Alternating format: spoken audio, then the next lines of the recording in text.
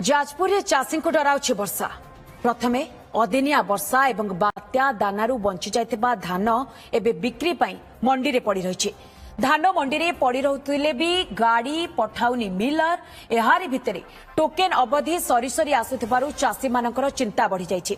सेबडे जोगाण अधिकारी कहिसंती पंजीकृत चाषी धान एवं मंडी रे गच्छित थिबा धान किनिबा लागि प्रशासन पदक्षेप नेउछि। टोकन अवधि सरीले भी 1 ରୁ 2 सप्ताह अवधि वृद्धि करा जिवो।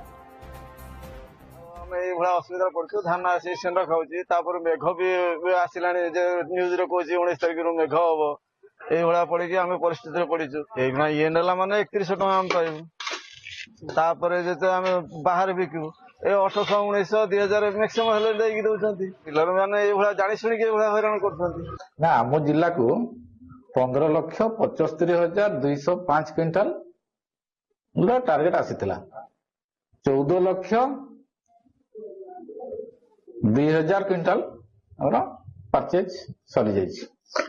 जेते मंडी रे किणा है कि अच्छी आ केते माने मंडी रे पड़ीछि हम कलेक्टर मैडम कहि छथि से आज भितरे सब उठी जिवो।